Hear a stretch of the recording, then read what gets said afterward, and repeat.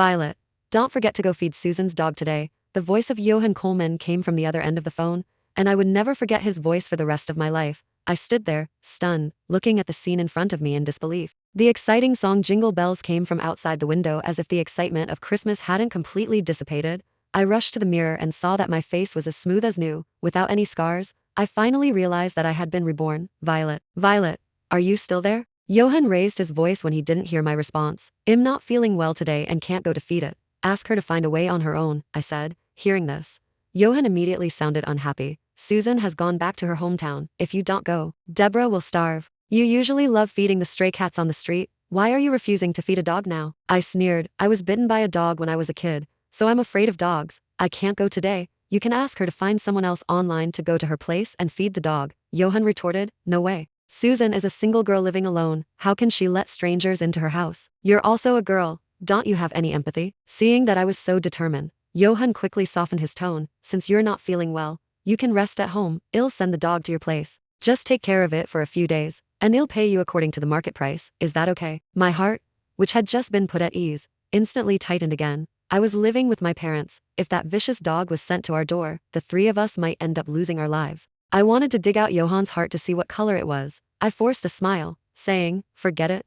Aren't you going back to your hometown with your dad? I'll do this favor for you. Don't talk about money. It makes us seem so distant. Yohan laughed. I'll thank you on behalf of Susan. When she comes back, I'll ask her to invite you to dinner. After hanging up the phone, I sat down, covering my heart, and gasped for breath. It was Christmas, and my parents had made an appointment with relatives to go out to play cards. There were still gifts sent by relatives on the ground. Looking at those gifts, I got an idea. I took 2 boxes of wine and a box of seafood from home and drove to Yohan's house. Then I knocked on the door. Only Yohan's mother, Donna Coleman, was at home. Because she had a bad relationship with Yohan's grandparents when she was young, she never went back to their hometown to worship them. Perhaps for this reason, now that she was in charge, she also found me disagreeable in every way. Donna said, my son hasn't decided to marry you yet. It's not appropriate for you to come to the door with gifts. Take them back. I smiled. Mrs. Donna Coleman, whether Yohan and I will get married or not, you're still my elder. I can't take back the gifts I gave to an elder. If these things don't suit your taste, I'll accompany you out to pick some. You can buy whatever you like. I had a sincere expression and didn't show any sign of unhappiness, so Donna couldn't say anything more now. Hearing that I would accompany her out to buy whatever she wanted, after a little reluctance, she was let out by me. Sitting in the car, I tightly grasped the steering wheel with both hands. Scenes from my previous life kept flashing through my mind. When I was with Yohan, I knew he had a childhood friend named Susan Morgan whom he had known since they were kids, but over the years, Yohan had always been careful to keep a proper distance, and they were just good friends, so I let down my guard. In my previous life, Susan's family had gone on a vacation to Seabay and left their pet dog, Debra, at home, entrusting Yohan to take care of it. But Yohan went back to his hometown with his father, Wesley Coleman, to pay respects to his grandparents at their graves, so the task of feeding Debra fell on me. I had thought that since Susan was such a delicate-looking girl, the dog she raised should be small and cute. But when I arrived at her house, as soon as the door opened a crack, it was pushed wide open by a huge force, and I was knocked to the ground. Before I could get up, a pit bull opened its big jaws and pounced on me, biting me frantically. I felt intense pain all over my body as if the flesh was being torn off. I could only scream and struggle desperately. Just then, someone heard my cries for help, rushed out with a kitchen knife, and struck the dog on the head. The pit bull, in pain, let go of me. The kind-hearted person took the opportunity to drag me into his house and contacted the ambulance and the police.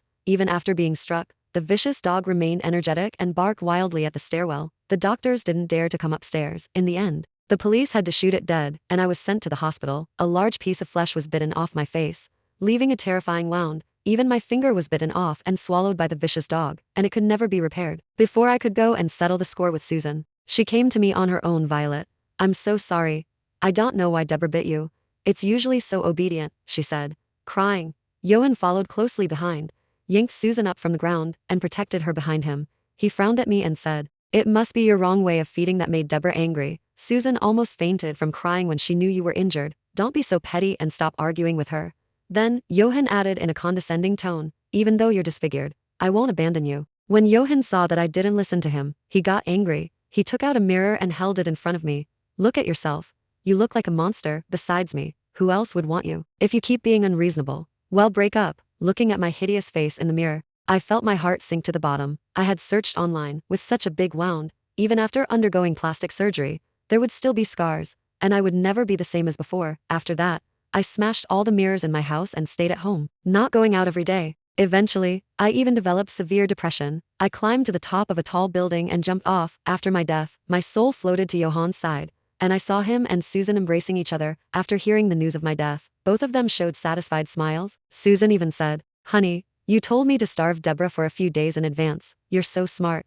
I wanted that beast to bite her to death, but unexpectedly, she was lucky enough to survive. Now that she's finally dead, we can be together openly. Only then did I realize that it was their plan. I swore in my heart that if I could have a chance to do it all over again, I would make sure these two scoundrels got what they deserved. Unexpectedly, God heard my wish and really gave me a chance. Since that was the case, I would send these two heartless people to hell. I drove Donna to the mall, and it was already dark by the time we came out. On the other side, Susan noticed from the home surveillance that I hadn't gone to feed the dog yet. She thought I wasn't going to come, so she quickly found Yohan to discuss. Just as I was about to drive Donna back, Yohan called me. I put it on speaker on purpose so Donna could hear as well. Yohan said, "Violet, didn't you say you'd go feed Susan's dog? Did you forget?" I pretended to be shocked. "Oh, no, I didn't remember until you mentioned it. I'll go right now," Yohan replied. "Well, hurry up then. Don't be late." After hanging up the phone, I said to Donna with an apologetic look, "I'm sorry, Mrs. Donna Coleman. I forgot that Susan asked me to feed her dog. How about we go to her place first and then I'll take you home?"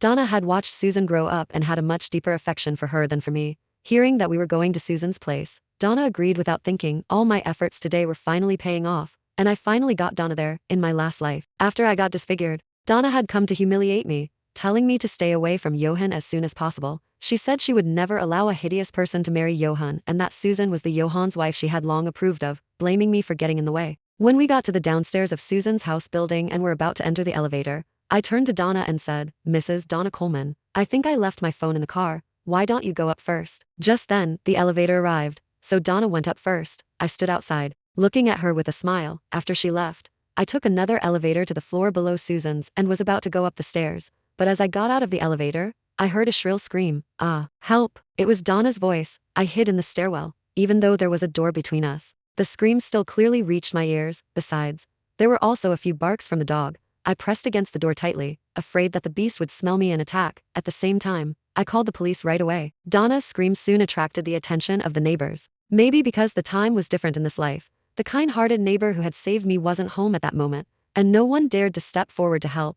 The pit bull was a fierce breed of dog, and it was prohibited to raise it in the urban area. I didn't know how Susan had managed to sneak it in. The dog was as tall as an adult woman when it stood up, and it had been starved for several days. With Donna's body, she might not even be enough for it to eat. The police arrived quickly, and it took them some effort to kill the dog. Donna was lying on the ground, covered in wounds. It seemed she was seriously injured. The property management staff, seeing this scene, was so scared that his legs went weak and immediately called Susan, saying, "Ms. Morgan, your dog bit someone. Come back and deal with it quickly." Susan's voice was excited. How could this happen? "I'll come back right away." She didn't know yet that the person being bitten wasn't me. I showed up at the right time, forced out a few tears, and went to the hospital with the ambulance. I stayed in the hospital, bustling around all night. When my parents heard about it, they rushed to the hospital too. They finally relaxed when they made sure I was okay. Donna's surgery took several hours. When she was wheeled out, her whole body was wrapped in bandages, with only her eyes showing. Susan rushed back from Seabay, and Yohan, of course, came with her. When they met,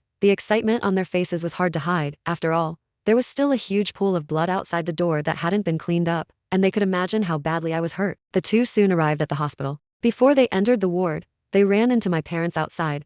Yohan immediately put on a solemn expression and asked, "How is Violet? Is she okay?" I had already told my parents in advance what to do, so they didn't say much and just patted him on the shoulder, saying, "Go and see for yourself." The two walked in and saw what looked like a mummy lying on the hospital bed. When Donna saw Susan walking in, she immediately widened her eyes, and a hoarse voice came from her throat. "Violet, how could you be hurt so badly?" Yohan stepped forward and feigned concern for a bit and then got to the point right away. He said, "Susan rushed back overnight when she heard you were hurt. Don't be too harsh on her, okay?" Susan stood beside him, her eyes red from crying. She took Donna's bandage-wrapped hand and said, "Violet, I'm so sorry. Debra was always so obedient. I don't know why she turned out like this." Hearing this, Donna was so angry that she almost spat blood, but she couldn't say anything. All that came out was a growl from her throat as she yanked her hand back. Seeing this, Yohan stood up and accused the person on the bed. "It must be the way you fed Debra that made it bite you. It's your fault. You're just injured." But Debra lost her life. Donna had never expected Yohan to say such things. She stared at him with her eyes wide open, and her voice became even shriller. "Get out. You too." Seeing that she wouldn't let it go, Yohan decided to give her the final blow. He took out a mirror and held it up to her.